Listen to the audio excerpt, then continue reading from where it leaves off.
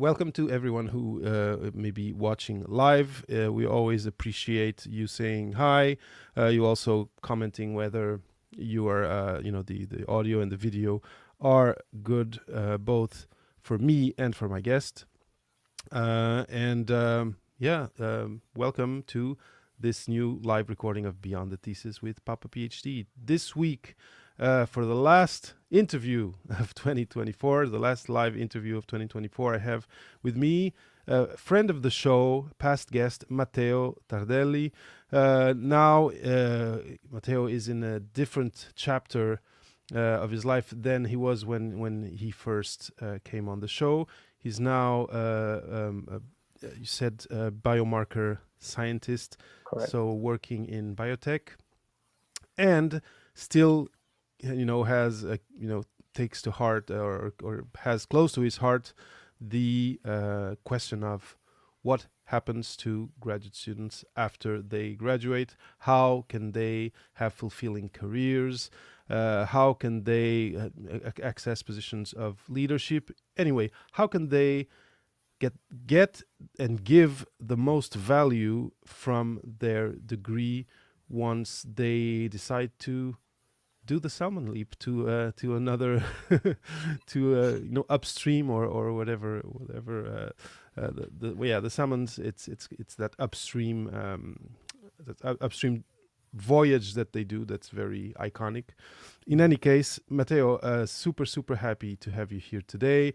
I'm just gonna quickly tell your story, and then you are gonna maybe complete, like, fill in the blanks. But you've transitioned from academia to biotech, management consulting, medtech, and now you help other PhDs do the same by providing actionable steps and execution plans for their career development.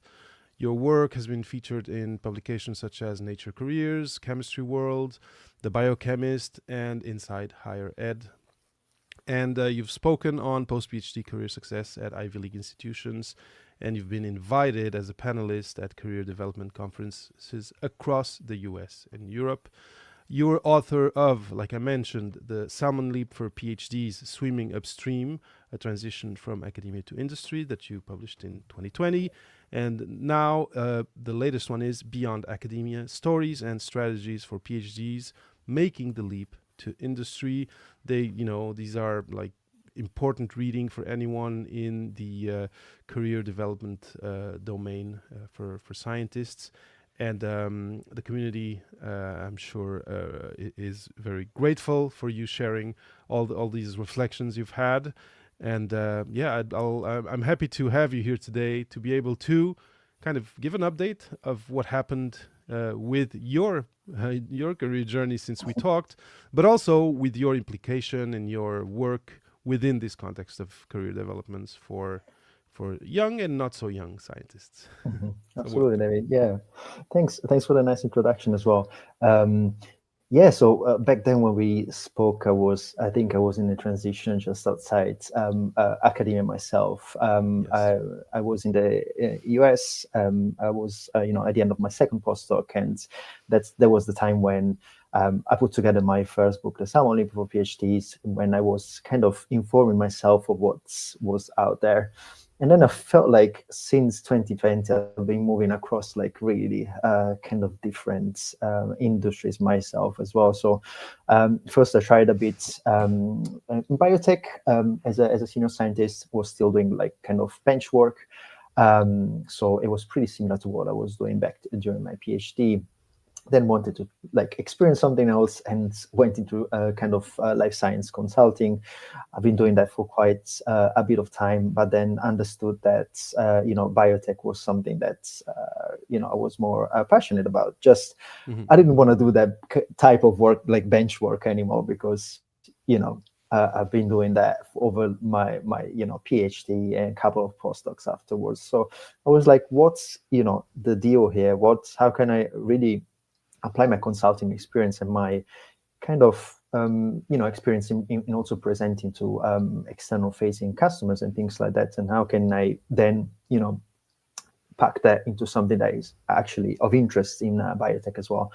And then, my current job is really, as a biomarker scientist role, and we actually it's a lot of like kind of customer facing kind of activities as Okay. well, in which I really try to understand the clinical trial needs of our customers, as well as presenting back, after analysis, the data sets to, our customers and collaborators. So it's been like a transition from like the bench scientist to something that was like fully like consulting based, and then went back into something that was a little bit in between. So I think Hmm. I found something that it's a little bit more like of interest to me, and is still like close to patients and close to the translational scientific aspect of things as well.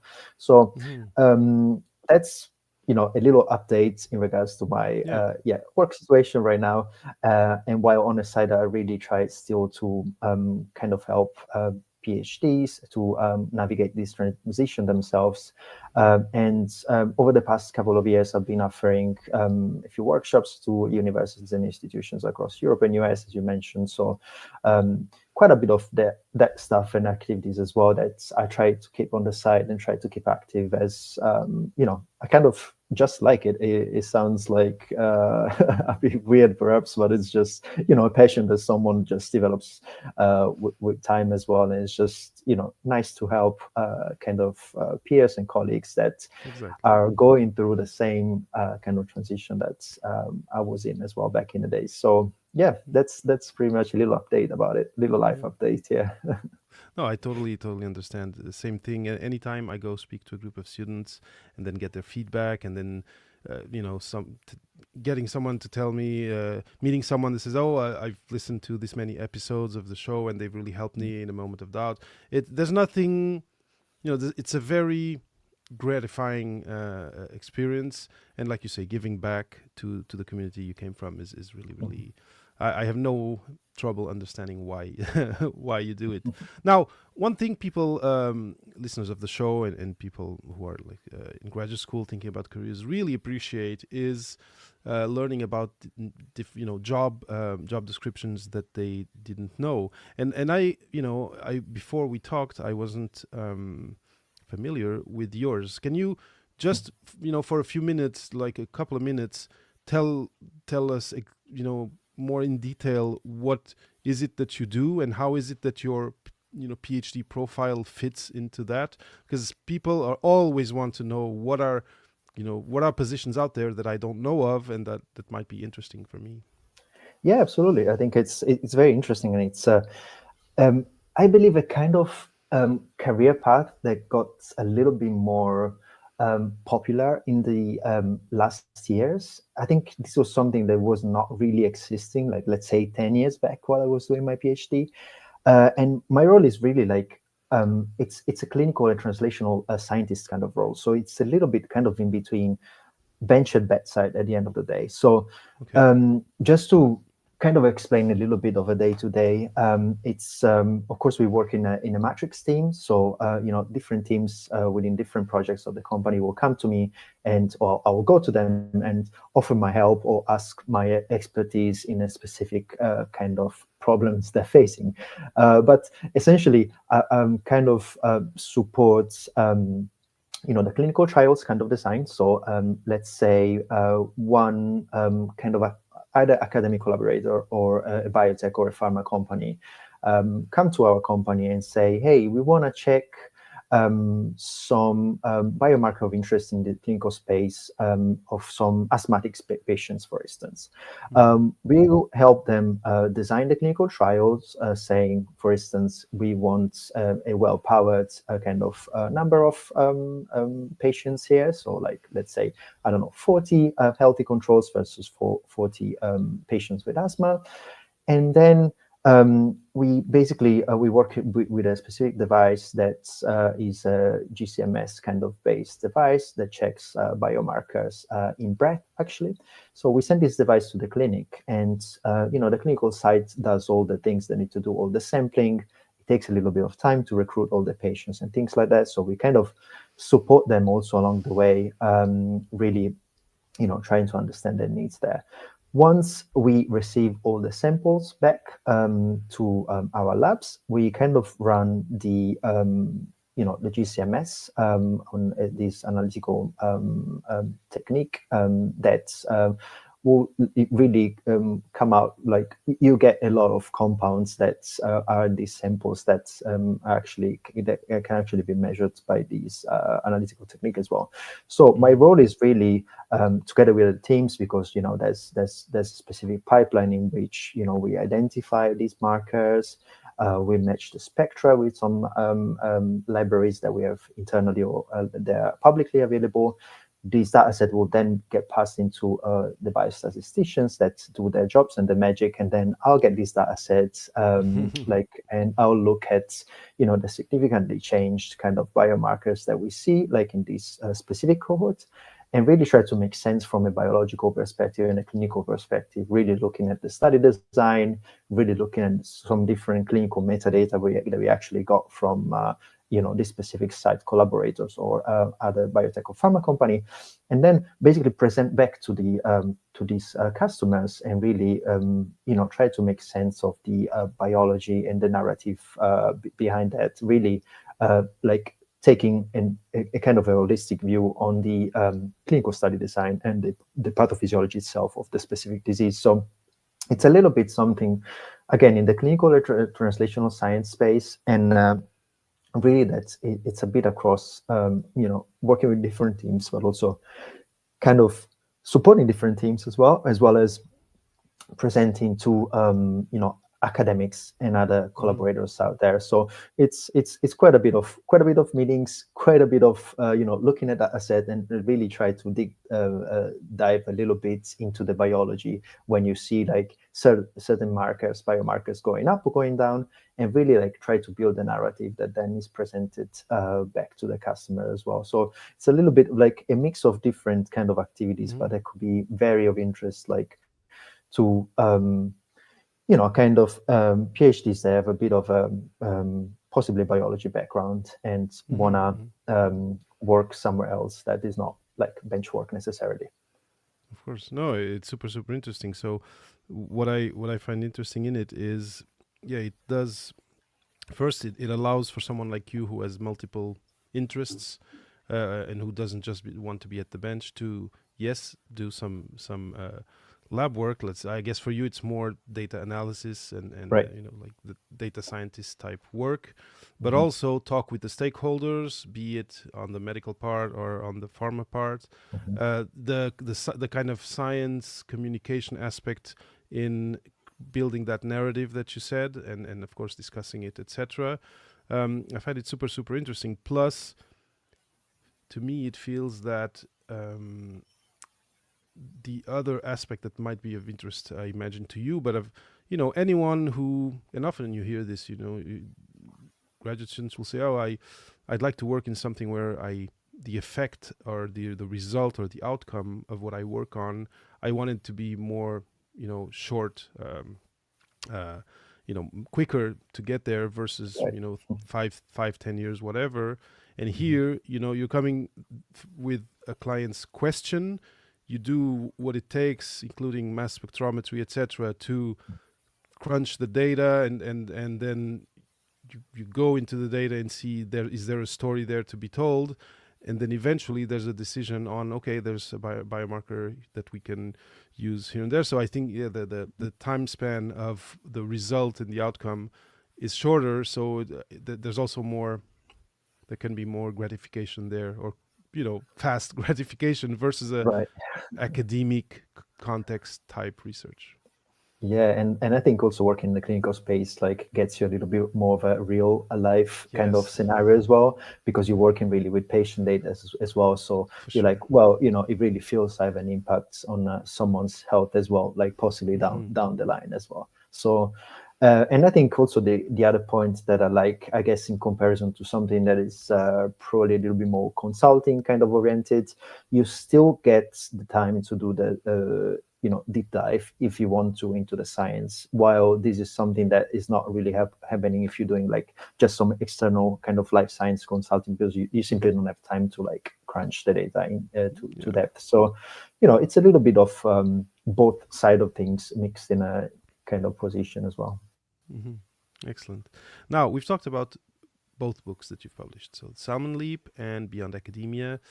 And I'm really curious to know how you got to this position. How you learned about it? What did it? Was it a role that came out and that that you saw a job posting? Was it something that came out in conversation with people? How did it work for you? You've been helping people. You've been giving training about this. You've been writing about this. How does how does how do your books, let's say, align with your personal experience? Let's say. Yeah, and also like job hunting myself, I really, it was really a tough time of my life as well, right? So also like by also knowing and these things, and also like in the past, like while writing my book, I could really expand my network and really connect with other people. Still, the kind of job searching phase wasn't that easy, because you kind of, again, kind of in my experience, I really wanted to change fields again, and it's Okay. never easy to really jump from one side to the other. Well, when you get out of academia and you feel like, well, if I go to biotech and I'll do something very similar to what I'll do, and probably I'll stand a chance. And in fact, in my experience, it was really the case. It was kind of seamless to really transition to my postdoc to a position at a bench, while then coming back from consulting into then biotech as well. Again, it was a little bit like difficult to reinvent myself and Hmm. kind of frame my experience in a way that were relevant for them. And I think I came across this position kind of randomly by a keyword search, really. So I didn't really know a lot of people within the company, but started inform myself about it. And while I started, the first round of interviews as well. So yeah, I had a good feeling about it. So it was really good that I found that job, and really I could connect with people beforehand to really understand what it was like.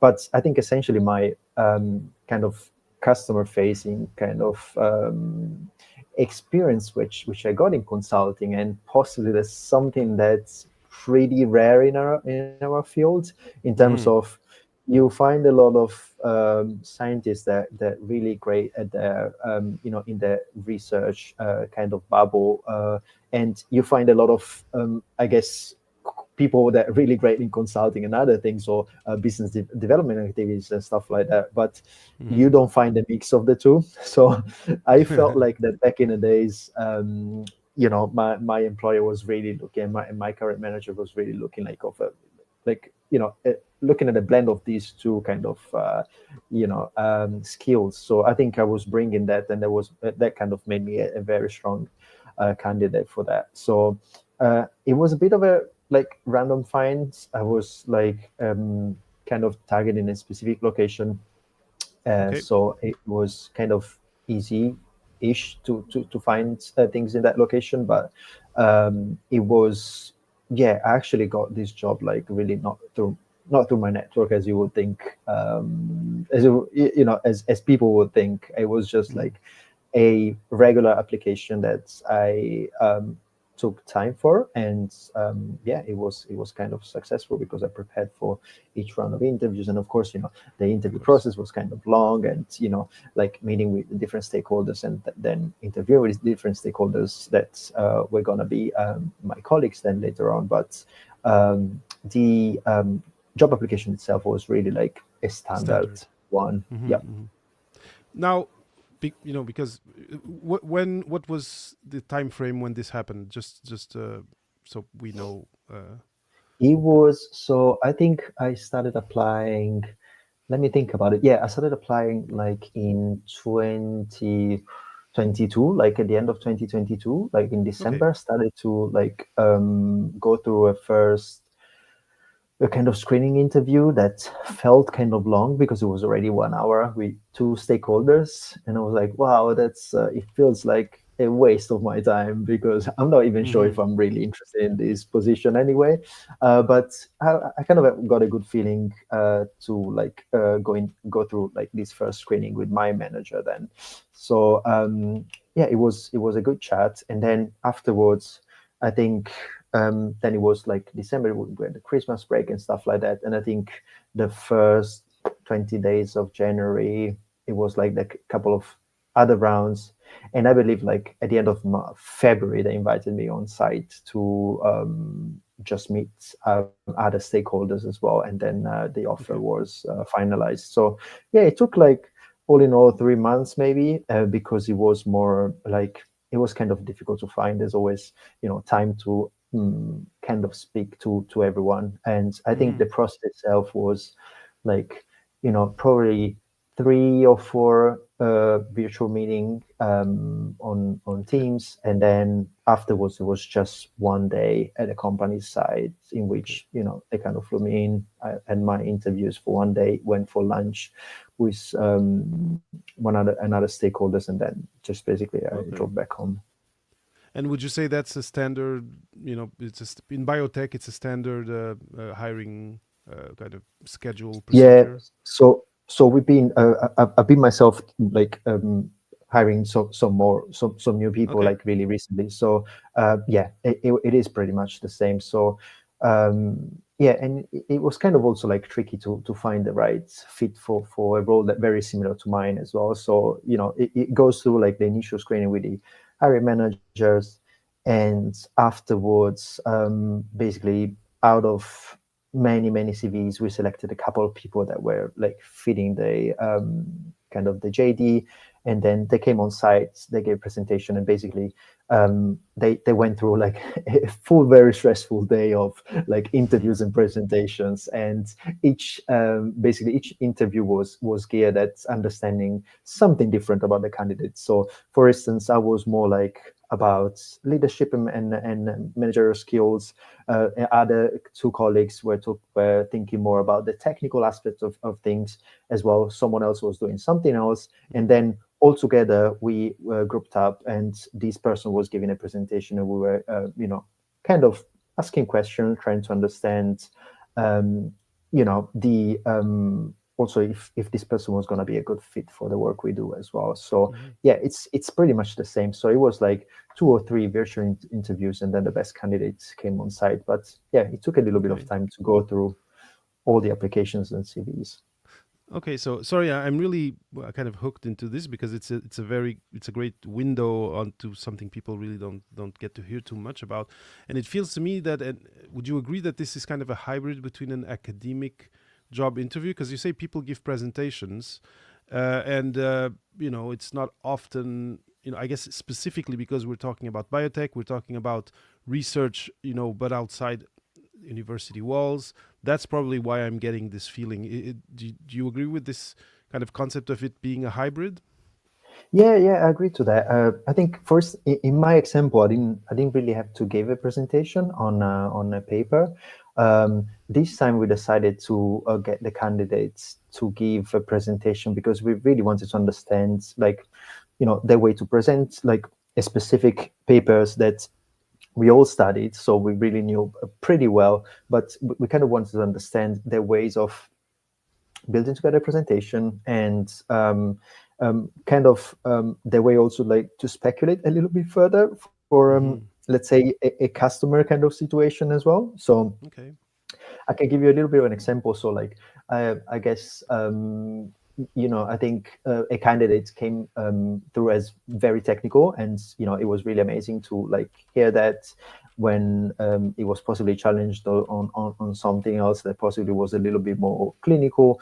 I guess it was a little bit difficult for them to answer that, while other Hmm. kind of candidates were a little bit more kind of bigger picture and less technical, and we kind of needed at that time someone that understood the technicalities and wanted to like get their hands dirty a little bit more Hmm. rather than seeing the bigger picture. So we kind of we're kind of like selecting a candidate according to that as well. So I think the presentation side, apart, it was really important, of course, but yeah, also the conversations we had before were, really informative for us to really understand if the candidates were a good fit for the company as well. Of course. I'll come back to this because anyway. It gives really interesting insights that people are and listeners and the community at large really wants to know about. But look, because we just talked about your hiring process, um, this was in the middle of your two books. So 2020, the Salmon Leap transition from academia to industry. 2023, beyond academia, stories and strategies for PhDs making the leap. Can you just share what this new book brings that adds to what you had shared on Salmon Leap, and maybe align it to what you've learned in the years in between? Because writing a book is an effort, it's an endeavor in itself, and I'm Sure. sure that if you wrote it, it's because either you learn, there's some update that you wanted to bring to Salmon Leap, or some new learnings on your side, or there's you're just adding something more that you hadn't covered on the first book. Can you talk a little bit about that and share what you're sharing with the community in this latest book of yours? Sure. Yeah, I think I wanted really to add, in comparison to the first book, Beyond Academia came out as a book like that I was co-writing with other people. So I really went through like so many interviews, more like I probably had Mm. 60 interviews with different people that really made the transition to industry. And I just wanted to cover these stories in the book and really make it a little bit more insightful from that perspective, because I was kind of, distilling all these kind of lessons that I got from other people that were going, I don't know, to government positions, as well as possibly nonprofit, biotech, pharma, and other things. And I just wanted to like really kind of distill that in a kind of book and something that is actionable for people reading it. I also wanted to cover some a bit of a value clarification exercise at the beginning of the book itself, because I also found myself many times, especially in the job search, kind of applying for random things, really not understanding what I wanted next in Mm-hmm. my career, right? So I think many times, and that's something we might want to discuss later on, is something that I find very important, really, to like take a step back for yourself, trying to understand what's important in your life and in your career. Obviously, if you want to be location independent and you don't care so much possibly about the salary, but rather want to live a life on an island, maybe applying for a pharma job in a city is something that is not for you. And I think sometimes we get really dragged into these kind of scenarios in which we think that just for the fame, just for the how the title sounds, we just want to be part of something. But that doesn't really align with our life plans and our life aspirations as well. So that was something I wanted to cover a little bit at the beginning of the book, in addition to what I've been doing for the Salmon Leap. And this is something that I will be launching also on a workshop, like beginning of next year, because I feel like New Year is something like, Mm-hmm. it's a nice moment to like really step back and really reflect Sure. about it. But yeah, most of all, I really wanted to hear from other people that made this transition and really just put together some lessons for the readers as well. So Mm-hmm. it's much more comprehensive. It's a guide that really takes you through the transition itself, and really gives you some kind of strategies to really navigate that, because I feel like, again, we don't really learn a lot about it in academia.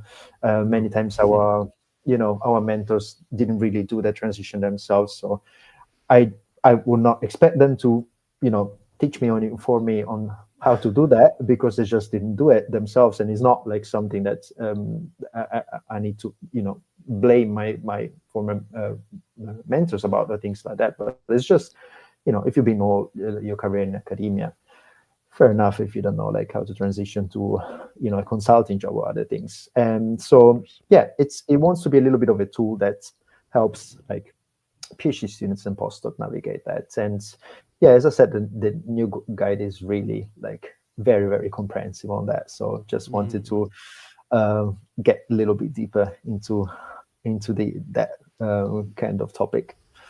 Excellent. So, and this brings us to actually the title of today's conversation: how to uncover your core values. And I agree that this is something that you do, in graduate school, unless you really kind of creative in the extracurricular things you do, you will not hear about this during graduate school. you maybe you're on Instagram, and something will pop up on your feed from someone in the, I don't know, personal development space that's going to mention that, Correct. but it's going to, it's not something that's going to feel very familiar, and it can even feel woo woo, a bit how can I say, yeah, a bit unsciency. And that's why I was really happy that you were available to talk today, because I think it is important. I think this, second book versus first book, I think it's a very important reflection that you had, and it's this question of, yes, you need to do all this external work in the world, but to eventually have a healthy career journey throughout, you sometimes need to do inner work. And Mhm. and yeah, so what do you have to share with us about, based on your experience? And again, you come from research, you're still very close to research, you're in this position that is in an intersection between different things, and research is one of them.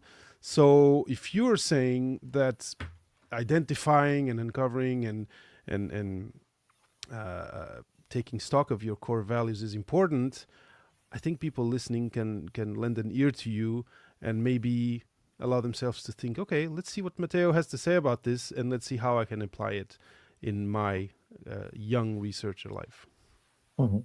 Yeah, I can give an example of my kind of career so far as well. When I first joined a consulting company as well, I didn't really understand what the everyday work was going to be about. So I clearly didn't do any value kind of clarification exercise there, right? So Mm. I don't really understand the role very well. I don't really understand if my life values really fit into that specific consulting industry at all. So I think once I found myself like doing the job, I was like, well, this is not really aligning to what I wanna do in life and with my career in general as well. So I think this was something that got me to realize that I should have thought about it beforehand before really applying to that specific job and really trying to understand that a little bit more. Kind of figuring that out afterwards was kind of important, and that's why it made my job search a little bit more difficult than before, because I was kind of Mm. more selective on what I wanted to do next, and I wanted to again be like on the biotech side of things, but really trying to be more on the clinical and translational side. So there were possibly like plenty of jobs like in the senior scientist kind of preclinical kind of area, but I understood I didn't want that because I knew that, for instance, my partner is kind of fully remote. She's got her own company, and she's been like that for like several years. And I felt like, if I were gonna take something like a bench base that was gonna be very location dependent, this Of was course. not gonna be good for our relationship. So yeah, it was like many factors that came into play there, and trying to figure this out and trying to like sit together also with your partner and trying to figure out what's the best career choice for me and for us. It was something not straightforward at the beginning. So yeah, I mean, definitely something to think about. And I caught myself like many times getting trapped again into this thing. Okay, well, let's apply for this job and I'll move over there because of this job, instead of like again taking a step back and asking myself, where do you want to live? You want to live close to your family. You want to be, more available to your friends and things like that, rather than moving maybe somewhere completely random just for the sake of getting a job. And of course, like I Mm-hmm. realize that's a very, privileged question here to ask myself. But if I could really, choose that location and my kind of type of employment as well, this was gonna be like something different in comparison to what I was doing before as well. So I think in that phase of figuring out, and in the phase of being in between jobs and looking for something else, I think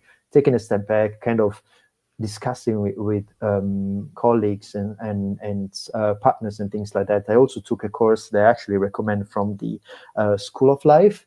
They really offer courses. Also, like one of these is like a value kind of workshop that is out there, and it was really interesting. We went through it, and they asked us our childhood kind of activities and things like that. We were able to build a manifesto for ourselves that could kind of guide us in our job search as well. So it was a little bit of figuring out, getting out there, participate to some workshops and things that were kind of interesting for me at that time, to before really applying to something that possibly felt again either random or where I wouldn't really feel that it would basically be a good fit for me job wise and life wise. So yeah, I think that was something that it was a good realization from my side, and Mm-hmm. that's something I really recommend to others also to do a little bit.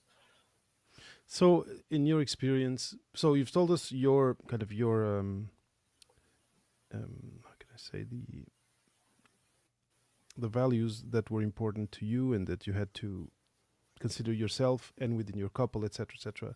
But in your experience, meeting and coaching other people and even interviewing people for your books, etc., what would you say are common kind of dead angles that people are often not considering and then understanding a little bit too late that they should have put that as a core value? Do you have Mhm. any examples? Yeah, yeah. So many times I really feel like the financial side of things, and these shiny things that many companies kind of offer, it gets Mm-hmm. people a little bit trapped. Like, yeah, I understand. A good salary is something like that is very important to many people. But is that really your top value in your working life? That's a question that I guess many people need to ask themselves, including me. And that's what I felt like. Other people were possibly not considering while moving between jobs as well, right? So I think, okay, yeah, you let's say that you rate the salary as a a top value for you, but then again, what the values we were discussing before, and things that are really relevant in your life, where do they sit then if you then take this top salary kind of value, and you make it very relevant for you? So I think Mm-hmm. the salary side of things, I guess it was really something that get people a bit distracted on their Mm-hmm. career kind of journey as well, especially coming from, I guess, academia. Many times, you really feel like, oh wow, they're gonna pay me so much in industry, and I just want to take this job, and everything else just doesn't matter to me anymore. But then you figure out Yeah. that possibly, yeah, you maybe need to move in the middle of nowhere, and you're like far away from your family or friends, and then it makes you unhappy, but your salary is then very good. So it's again like figuring out and grading like the different values in working life. I think it's just super important, and I've been seeing these with different professionals as well. It's always a little bit of a battle there to really understand what to put on top and what to prioritize in comparison to everything else as well. So Mm-hmm. yeah. So let's say, if you think of well, there's a lot of talk in well, in podcasts also, but in the social sciences and the self improvement space about the Maslow, the Maslow pyramid, or anyway Maslow scale of what is important for us in our lives. And what would you say is, so you said putting salary first may be and often is a mistake. What would you say are key core values that you may did not consider because sometimes things are too close, you don't see them. Mhm. But another one you mentioned is proximity to your Right. social network and family network. That's Mhm. one that, a lot of us for graduate school, we kind of put it to the side because we need Absolutely. to move Yeah. countries. But eventually, once you start on your career journey, I think it's the moment to recalibrate, right? Mhm. So money, proximity to family and friends. Are there any other like key ones that for you have been mostly important? You've also mentioned Yeah. if you're in a couple, of course, that balance is also important. But what Yeah. would be kind of a scale, the Matteo's scale of important core values that often get misclassified as maybe unimportant or secondary? Mhm. I think for me, like flexibility is one of the top values, and it's been so clear since COVID as well, right? So yeah, I do not like really going being on a 9 to 5 job anymore.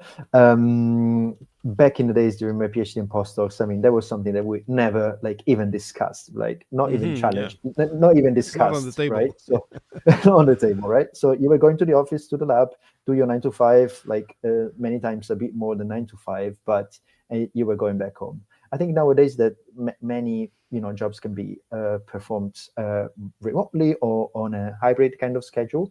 So, and I think the flexibility side of things, I think for me is really top priority because it gives me a little bit of time to like spend with my family or my partner and things like that. Gives me a little bit more kind of inspiration on my day-to-day work as well. Many times, like just going to the office and going to your cubicles and then spend there like 8 hours and then get out back home is not something like that is extremely inspiring. You like miss out on some chats with colleagues and some social aspects there for sure, but I think the flexibility that I get out of that to work, wherever I want, pretty much is just, so much of a value for me right now. And yeah, I feel like companies that don't really offer hybrid work schedule are just not something that I guess I can do anymore in my career. So if I were to move like to another company, to a pharma company or biotech company in the future, this will be like my top priority. Really understand the way they work, if the way they collaborate within teams and things like that, as well as understanding the flexibility they offer to employees as well, which is something again Yeah. that's for me is the same value as salary at the moment. And I think many people that possibly experienced that in the past as well, they would kind of find it relatable as well. hmm And now, so going back to the interviewing process, because I'm sure that when you were looking for the position that you now have, you were now attuned to this question of values. And I think um, one of the traps that we fall into when we get our degree is, because we're going into this unknown space, is to think I need to show how good I am and make this work as fast as possible. So hopefully the first interview will give me my first job. We both know that this is mostly not the case. And I would posit to you that those first interviews should be part of should be informed by you having done this homework of identifying your core values, but also are part of this exploratory exercise of, okay, do I like this company, this startup? Do I like the culture, or do I even like this space that I thought I was going to be working in? And maybe I'm going to discover after two conversations or two job interviews that actually it is not the case. So my question to you is, what part of uncovering your core values is actually fulfilled by the exercise itself of looking for job postings, but Mhm. then more importantly, talking with people either already in the job interview context, but maybe having informational interviews with people who are in those spaces. Mhm. Is it something that you've that you have something to share about, maybe from your experience or of people you know? Mhm. Yeah, no, I think in the informational interview, like side of things, I think that's really important to assess the company culture as well, even before getting to a conversation with a hiring manager or an HR person. I do this. I used to do this quite a bit also back in the days, really trying to understand the way that teams actually work within each other, trying to really identify some red flags and things that I possibly wouldn't like about that prospective company. I think also you can get a lot of, like, you can get a sense of the company culture when you're interviewing also for the first time or the second time. I think that the many red flags that you can identify there in terms of work style, or the way that employees are treated, the way that work is then put on the table, and the way that work is then distributed across different teams and stuff like that. So I think that many ways that you can get there and really see red flags like coming your way while you're interviewing already. But I think, yeah, informational interview is really like kind of a good one, the gold standard, really, to understand if there's anything called wrong with the company you kind of applying for. And what I did also in the past was, and it's pretty easy on LinkedIn, if you put like the filter of former company or stuff like that, you can really see if there's other employees that then left the company that you know you can connect with, and then you can get like more of a candid kind of feedback, rather than current employees that might be a little bit biased towards Hmm. saying like good things about that specific person, that specific manager, or that specific side of the company or team of the company. So yeah, like I've been always like doing information interviews, and I'm a little bit surprised, like also that from people that don't do it nowadays. They just apply for a job, and then on possibly, so if you apply like at my company, I will expect you to kind of reach out to me or someone else to really Hmm. ask about how is it, how it is to work there. And many times There you that go. didn't happen. So I was like, I'm a little bit surprised that this is not still like the norm moving forward as Hmm. well, because I feel like it's just such an important step in the job Of course. application as well. So this is a great call to action to you who are watching or listening.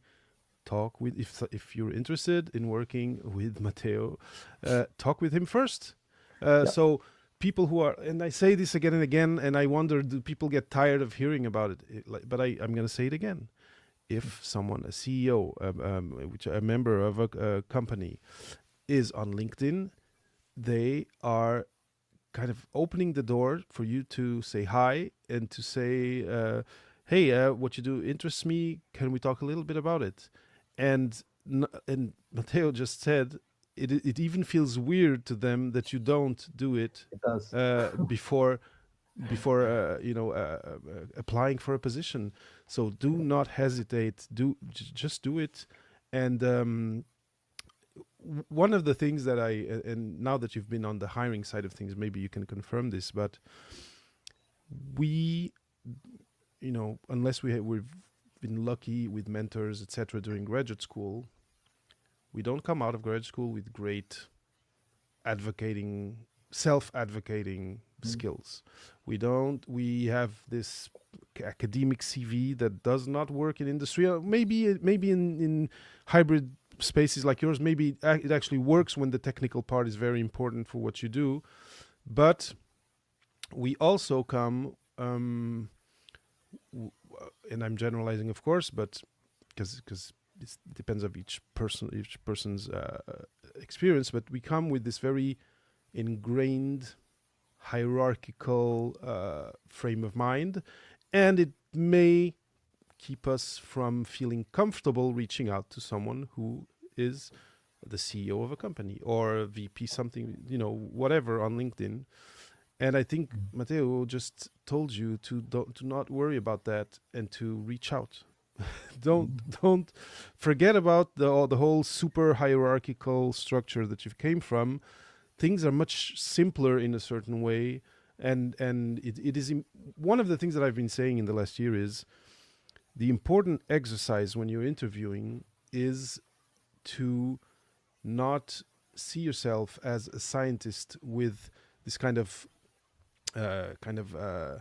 virtual bubble with a list of publications behind you. You need to be a human being that's going to be working in a team of other human beings, and so you need to be able to create that rapport with the person interviewing you, and part of it is just chatting with them. I don't know if this is kind of what you were alluding to, Matteo, but I think it's really, Absolutely. really, really important. Absolutely. Again, it is expected for you to reach out. And again, I find it weird if you don't do it because it actually shows like your genuine interest in the position, and it's a positive thing. And maybe on your side, it feels like, oh my God, I'm kind of annoying this person, and maybe receives like 2,000 messages like that, but is instead kind of appreciated. And from also a hiring manager perspective, is something that shows interest, and it can get you like on top of the list just by the fact that you're reaching out and you're genuinely interested in the position as well. Yeah. Now also, and thank you again for sharing that, because I think people need encouragement in doing it, and people do feel that they're annoying potentially this person who's on LinkedIn and who wears a tie and whatever. And I know you don't.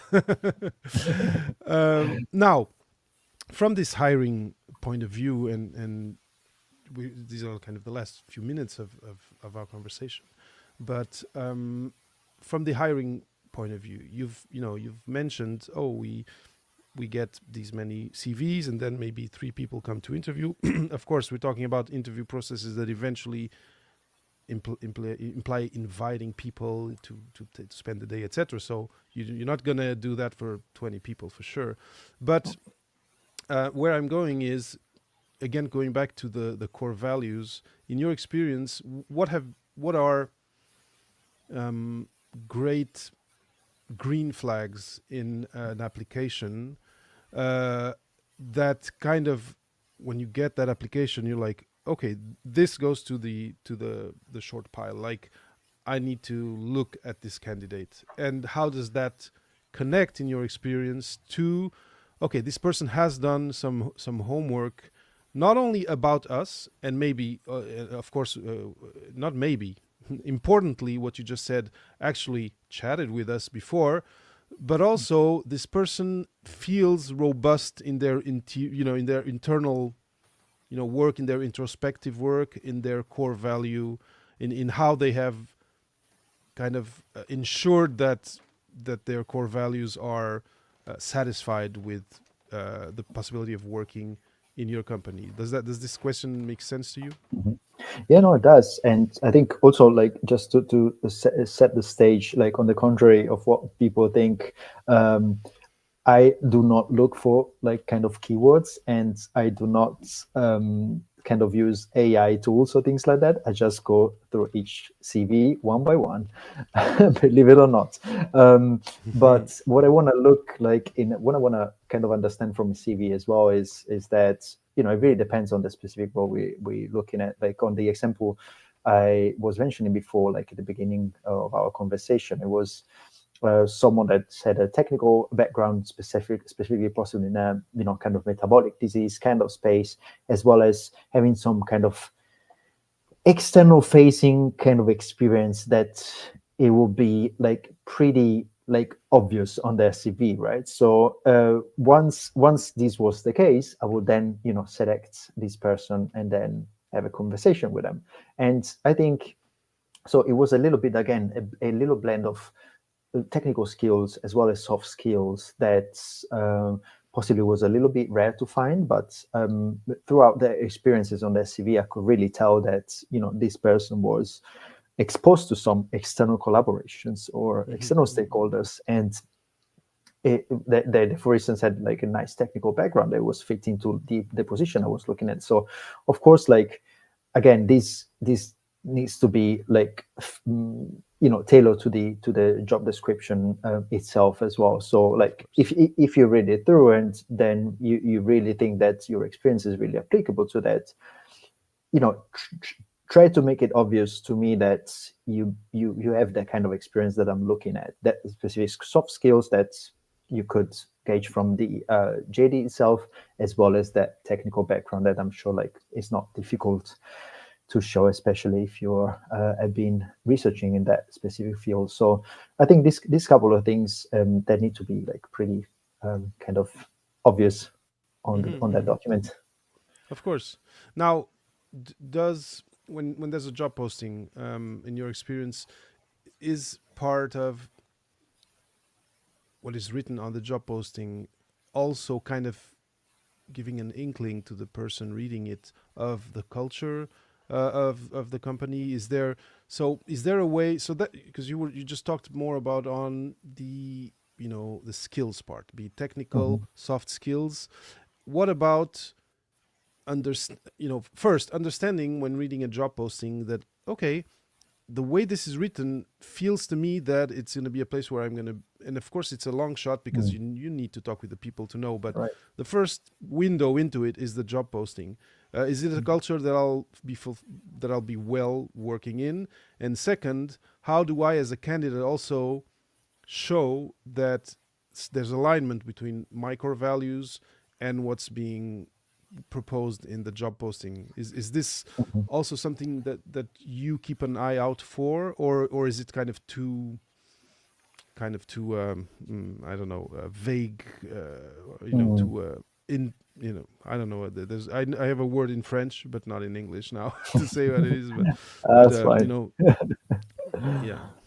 Got the concept. Yeah, no, absolutely. No, I don't think like, I don't think first of all you can really like understand super much about the kind of work culture from a job post, and you just really need to connect to people and really try to understand that, because like each different team can be quite different from others, right? So you could be working very well within a team of, you know, a few people. The manager could be amazing and things like that, where other teams maybe can be a little bit less, you know, your thing. So I think you just really need to connect to the hiring manager and then other people working within that specific team to really understand the team's culture, and then maybe more like generally speaking the company's culture, if these are fitting with your values as well. But I think also like during the interview process, I think we all like look out for some you know, if the values of the specific person are really fitting within the team specifically. Like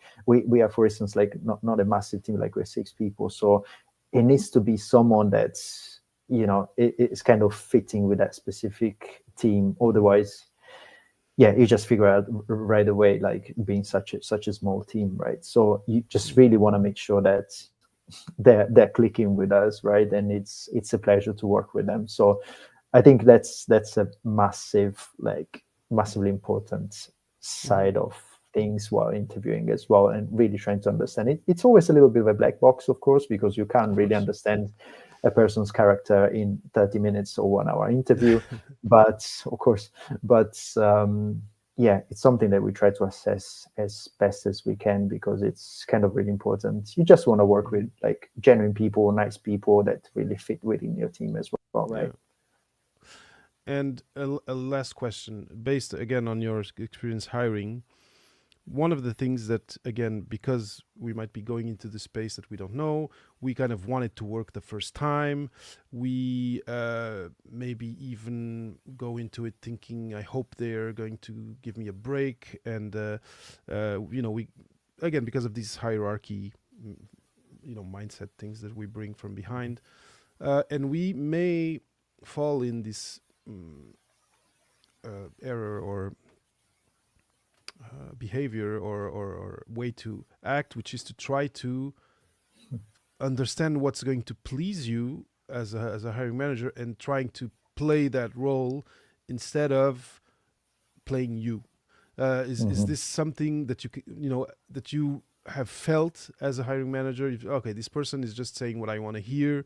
And Hmm. again, I'm not just asking this to for you to put the spotlight on those people, but to kind of look at the right way to do things. And like, let's say if you have if someone asks, okay, what sort of schedule would you like? And you want to say flexible, blah, and 9 to 5 is not for me, but maybe you're afraid that Hmm. that's gonna block you from getting the job, and then you say, oh, I'm a 9 to 5 person, yeah. So, and then you're gonna be unhappy, right? And maybe Right. even your hiring manager spider sense is gonna kind of say, this feels like they're just saying this to please. Mm. Like it could Yeah. be, maybe this is gonna be the last like question, because I think it can be really helpful for people who are thinking, okay, now I'm going into this interview, I have to act perfect and be this kind of character, which is actually Mm. not them. Yeah, don't act. I've been doing this myself also, like interviewing, like back in days, and it feels like you just want to please people as much as possible, right? Because you just feel like, well, I really need this role. I really feel like I could be a good fit. I really want to work for them. But yeah, I mean, it's just, I think my suggestion is just being like very genuine when you have this discussion, and really being like straight up with what you think and who you are. And of course, like if you don't have experience, or if in a specific thing, or if you don't like the 9 to 5, that's something that it can be negotiated. And if they feel you're a good fit, that's not going to be a problem, right? So I think, yeah, it's better to be, as straightforward as possible. Of course, yeah, to some extent, right? You're still in Mm-hmm. an interview process, right? So, but yeah, I wouldn't really act. I really like discourage people to act, because then things become a little bit more complicated than later on, right? So, Yeah. yeah, I rather put like your cards on the table and really be transparent with it. Mhm.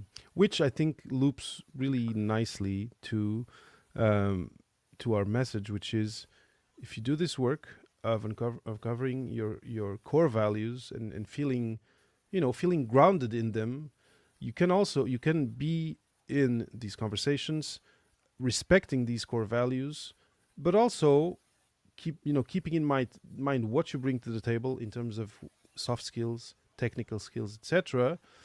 And also being in this frame of mind of, in a way, of serving. You are there to because you want to contribute to this team, which means that you need to be comfortable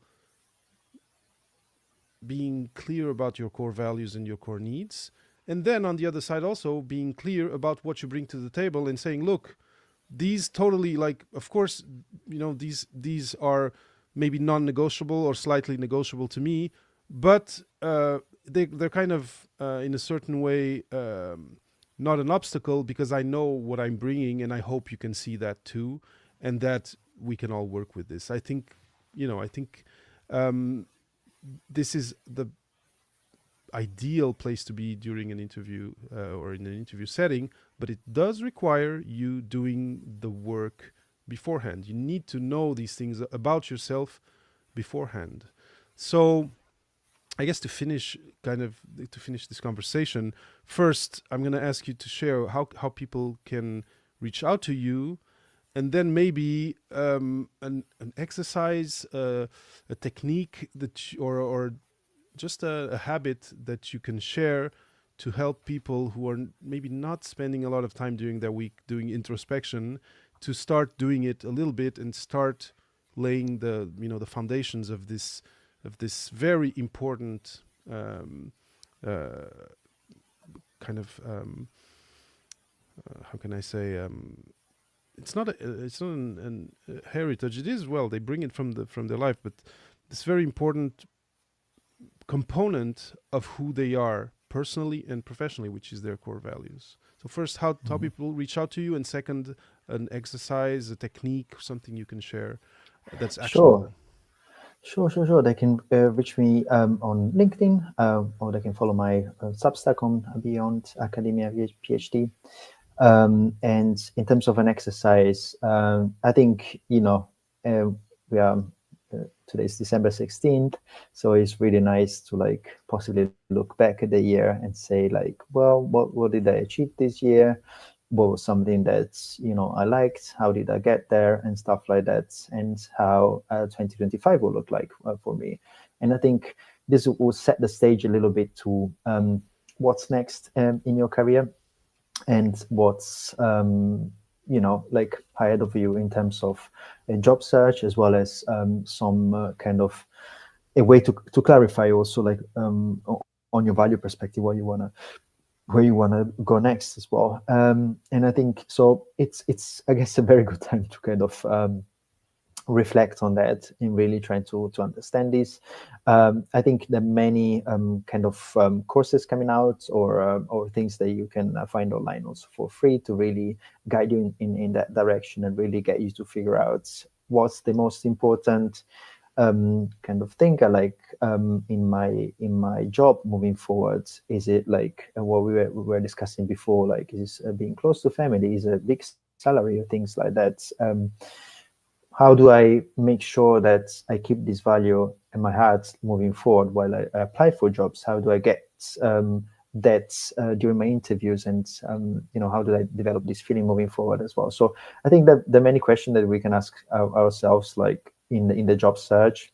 And I think there's also many tools out there that we can use to get introspective. And I agree, it's a little bit difficult to like ask yourself these questions, right? We're not really well equipped for that as No. humans, I guess. You don't really like sit by yourself and ask yourself like really fundamental questions. Or at least that's not the case for me. Like, it's really difficult to get into that, but it's something that it's really, really, really important when you are looking for a next step in your career in your life, to really figure this out in advance, because you just don't want to find yourself in situations in which you then not really fitting in, because you like find this out right away on the first day at that new job, right? If you Yeah. don't really kind of, your values are not aligned with whatever you're doing, it's something that is not taking you anywhere. So it's definitely something that it's really important to explore Yeah. ahead of time. Yeah. Yeah, thank you, Matteo. And just kind of to loop back to some of what you said before, um, from our conversation, which is now past 1 hour, um, and just because there's so much to talk about, and it's so nice to talk with you, um, I think one of the things, and it's always the main thing to me, talk with the people. Talk, someone, you're looking at this company, and Matteo just said it. It's weird that you don't talk with us before sending in your CV. So, but even before talking with the people of the company, which may be a little bit daunting, do what Matteo said, is who can you find on LinkedIn, and you'll find them who worked there and now is somewhere else. Talk to them, and but once you start having conversations, and being more comfortable having these conversations, these informal interviews, like we said, with people, then instead of just being in this situation that you just mentioned, Matteo, of okay, I'm sitting in my reading chair, and now I need to reflect on my core values. That doesn't work. But in conversation with someone else, and then they'll talk about their lives, and maybe talk about how it meshes with their family life, etc. Then you'll have points of departure for your own reflection. So I'd say the main takeaway: talk with the people out there. And the one that surprised me, but I totally agree: talk with the people of the company you're going with, the hiring people for the company you're going into, so they know you as a human before they know you as a piece of paper or a PDF that gets into their inbox. Really, really, really important, and quite simple actually. It's kind of startlingly. Oh my god! I don't know if I said the word right, but it's startling how simple it is. But people don't do it for different reasons, shyness, anyway, many different reasons why you feel uncomfortable reaching out to these people. Maybe you feel like, oh, if I'm reaching out, I'm committing. No, you're communicating your interest. One of the outcomes of this conversation may be simply, oh, okay, this is not the company I want to work with, and that's fine. And actually, that's fine for you, because then this person is not gonna apply for the position because they know that it doesn't align with their core values. So I would say the main message is, do talk with people, do communicate. Try to, if you're really shy, try to do it like once every 2 weeks. Take the time it takes to recharge your your batteries, but it's the best, most valuable, and simple and like single thing that you can do that can really help you in your job search, in your personal and professional development. So don't if you can, don't just do searches and read documents and things like that. That would be it. Then you shared so many things, Matteo, but I'm this is really the one that has stayed with me. And then don't act. Don't try to just please whoever's in front of you. It'll probably sound like, they will know, because they've been interviewing people for a while, so they'll know. And once they feel that, they're not going to want someone in their team that's not authentic. So again, do the homework of coming in with a robust sense of value, of self-value, and then you'll be able to balance that with whichever core values you also want to put forward, that might feel like kind of you're putting obstacles or whatever. But today's job market is quite welcoming of flexibility, of people even like working from home and even from different continents. So just be sure that if you have this like some demands that align with your core values, be sure to balance them with what you bring to the table. That I think would be it. I don't know if you had something to add as a final word, Matteo, but that's what kind of I'm taking home, and I hope people are taking home today. No, absolutely agree. These are the most important take-home message. Perfect. Matteo, thank you so much for your time. Thank you so much for what you do for the community. Again, the titles of the books, and I'm just going to say the beginning, but it's the Salmon Leap for PhDs is the 2021, and the new one is Beyond Academia. And Matteo Tardelli is going to be easy to find on Amazon. Go and find them. And follow, or the term is subscribe, I guess, to Matteo's Substack, beyondacademiaphd.substack.com. Matteo, thank you so much for your second visit and this update on your journey here on Beyond the Thesis with Papa PhD. Thank you. Thank you, David. Thank you, audience. Very good. Well, thanks to everyone. I've seen people popping in and out from the video stream. Thank you for being here. And see you in 2025 for a new live recording. In the meantime, follow the show whichever listening platform you prefer listening to podcasts on. If you want to talk with me in a more relaxed and regular setting, you can go to school.com/papaphd and get in the community there. There's like 2 coffee times and 1 Q&A per week where I'm live on Zoom. So I'd love to have you there. And thank you so much. Have a great holiday season, and I'll see you here on LinkedIn and YouTube in the next year.